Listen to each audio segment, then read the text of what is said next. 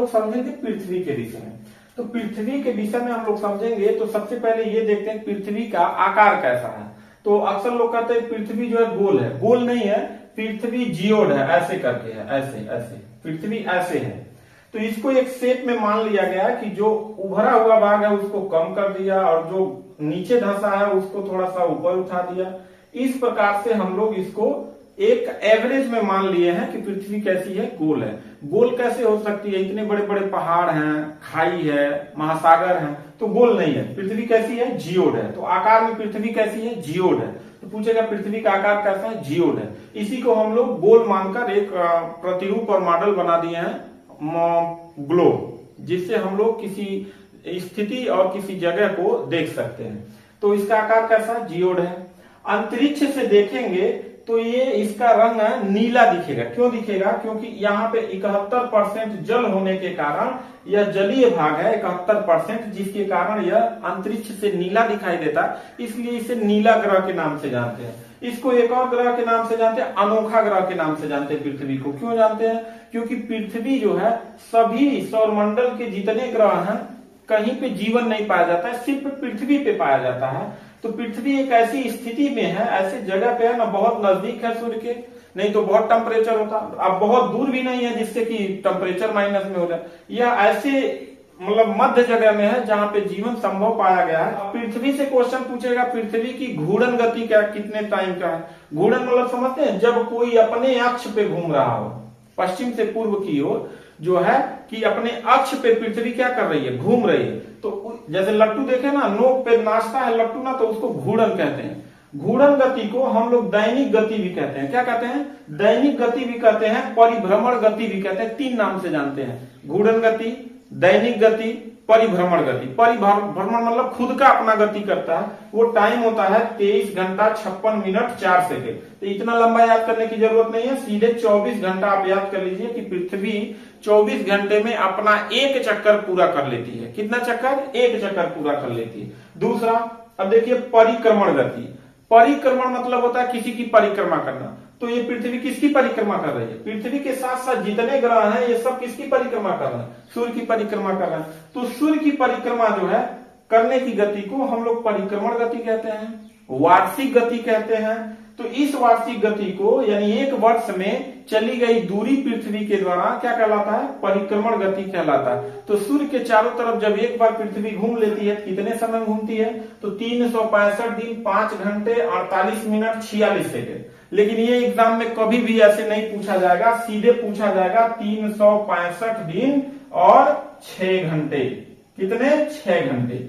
तो मान लीजिए कि अगर एक साल घूमने में 365 दिन 6 घंटे लगा, तो दूसरे साल घूमने में भी ये 6 घंटा बढ़ेगा, तीसरे साल भी घूमने में 6 घंटा बढ़ेगा, चौथे साल भी घूमने में 6 घंटा बढ़ेगा, और ये 6 घंटा मिला देंगे तो 4 साल बाद ये 6 घंटा 6 चौक 24 घंटा हो जाएगा, और 24 घंटा बराबर एक दिन हो जाएगा, और चौथे साल बाद 365 ना होकर 66 दिन हो जाएगा, जिसे हम लीप ईयर्स के नाम से जानते हैं। समझ आ गया।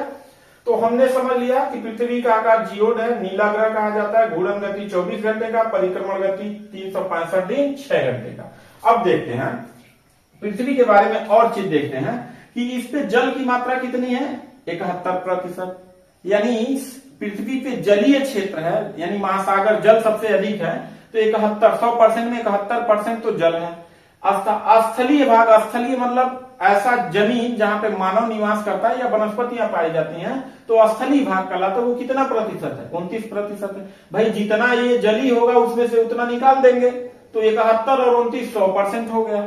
अरे 9 1 10 0 हासिल 1 7 2 9 1 10 100% हो गया। यानी 71% पे जल पाया जाता है, जिसके कारण अंतरिक्ष से नीला दिखाई देता है, तो नीला ग्रह कहते हैं।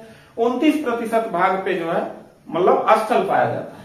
चलिए, इस स्थल पे बहुत सारी चीजें हैं, जैसे पहाड़ है, पर्वत है, जंगल है, वनस्पतियां हैं, मानव निवास है, सब कुछ 29% भाग पे पाया जाता है। अगला समझते हैं कि सूर्य से पृथ्वी तक जो है प्रकाश पहुंचने में कितना टाइम लगता है। वेरी इंपॉर्टेंट क्वेश्चन, एग्जाम में कई बार रिपीट किया हुआ क्वेश्चन है। 8 मिनट 16 सेकेंड, यानी 8 मिनट 16 सेकेंड लग जाएगा सूर्य से पृथ्वी तक जो है प्रकाश पहुंचने में। यानी कि अगर हम यहाँ खड़े हैं और यहां से हम यहां चले गए, तो अगर वहां से देखेंगे सूर्य से, तो उसको अभी हम बैठे हुए मिलेंगे। ठीक है, क्योंकि आने में कितना वक्त लगा दूरी देखने में, यहां पहुंचने में, तो 8 मिनट 16 सेकंड लगा है। अब देखिए इसी दूरी का एक बड़ा मात्रक होता है प्रकाश वर्ष। क्या होता है? प्रकाश वर्ष। अब ये प्रकाश वर्ष क्या होता है? सूर्य के द्वारा एक वर्ष में तय की गई दूरी, एक वर्ष में तय की गई दूरी बराबर एक प्रकाश वर्ष कहलाता है। ठीक है, ये दूरी का सबसे बड़ा मात्रक है। ये समझ में आ गया। चंद्रमा से दूर। अब चंद्रमा क्या है? चंद्रमा पृथ्वी का प्राकृतिक उपग्रह है। ये चंद्रमा है जो पृथ्वी की चक्कर लगाते लगाते सूर्य का चक्कर लगाती है। ये प्राकृतिक उपग्रह है पृथ्वी का। तो यहां से जो पृथ्वी की और चंद्रमा की जो दूरी है वो कितनी है? 3,84,000 किलोमीटर। 3,84,000 किलोमीटर। अब समझते हैं पृथ्वी के बारे में, एक और डिटेल से जानकारी जानते हैं कि दूरी के अनुसार पहला ग्रह बुध, दूसरा ग्रह शुक्र, तीसरा ग्रह पृथ्वी, चौथा ग्रह मंगल, फिर बृहस्पति, फिर शनि, अरुण, वरुण, ऐसे करके है। तो दूरी के अनुसार जो है ये तीसरे नंबर पे आता है। आकार के अनुसार, आकार मतलब कौन सा आठों ग्रह में कौन सा बड़ा है कौन सा छोटा है, तो आकार में देखेंगे तो ये 5वां सबसे बड़ा ग्रह है। कौन सा ग्रह? 5वां सबसे बड़ा ग्रह है। अच्छा, इसका प्राकृतिक उपग्रह देखेंगे तो चंद्रमा है। इसका झुकाव देखेंगे तो साइड 23.5 डिग्री है। 23 सही 1/2 यानी 23.5 डिग्री। 23.5 डिग्री का मतलब यह है कि पृथ्वी अपने अक्ष पे ऐसे नहीं खड़ी, ऐसे झुकी हुई है। क्या कितना अंश? 23.5 डिग्री। और इसी झुकाव के कारण पृथ्वी ग्रह पर मौसम परिवर्तन होता है। यानी कि अगर पृथ्वी झुका नहीं रहता तो पृथ्वी पे मौसम हमेशा एक समान होता, क्योंकि झुकने के कारण कभी सूर्य का प्रकाश कर्क रेखा पे, कभी सूर्य का प्रकाश मकर रेखा पे, कभी उत्तरी गोलार्ध में सूर्य जाता है, कभी दक्षिणी गोलार्ध में जाता है, जिसके कारण मतलब गर्मी पड़ता है और जिसके कारण वर्षा सारा चीज होता है। तो मौसम संबंधी घटनाएं जो है यानी मौसम परिवर्तन जो होता है वो इसके झुकाव के कारण होता है। समझ में आ गया। अब समझते हैं पृथ्वी के बारे में एक और चीज समझते हैं। कह रहा है ध्रुवीय व्यास। अब व्यास समझ रहा ना, यानी ध्रुवीय व्यास कह रहा है अगर पृथ्वी को हम बना दें तो ध्रुव यही कहलाएगा, उत्तरी ध्रुव और दक्षिणी ध्रुव। तो इसका जो व्यास है, व्यास पूछ रहा है ये व्यास दूरी, यानी उत्तरी ध्रुव से दक्षिणी ध्रुव की जो व्यास की दूरी है वो 12,714 किलोमीटर है। यानी ये जो दूरी है 12,714 किलोमीटर है। अच्छा, भूमध्य रेखीय व्यास। भूमध्य रेखा किसे कहेंगे? भूमध्य रेखा सबसे बड़ी अक्षांश रेखा होता है, यही सबसे बड़ी रेखा होता है। तो इसका व्यास यानी भूमध्य रेखीय व्यास, भूमध्य रेखा का व्यास जो है ये तो ध्रुवीय व्यास हो गया 12,714 किलोमीटर। इसका व्यास हो जाएगा 12,755 किलोमीटर, यानी इसका व्यास हो जाएगा 12,755 किलोमीटर। इसके बाद समझते हैं भूमध्य रेखी परिधि। अब परिधि पूछ रहा, व्यास नहीं पूछ रहा, परिधि पूछ रहा। यानी पृथ्वी ऐसे बीच में उभरा हुआ, उधर भी उभरा होगा, इधर जैसे उभरा हुआ, ठीक है। तो इसके यहां से लेके और पीछे से लेके ये दूरी पूछ रहा है, परिधि मतलब भूमध्य रेखी परिधि। यानी भूमध्य रेखा सबसे बड़ी अक्षांश रेखा है, तो उसके चारों तरफ से अगर नापा जाए तो कितना होगा? तो भूमध्य रेखी परिधि जो है वो 40,076 किलोमीटर है। ठीक, भूमध्य रेखी।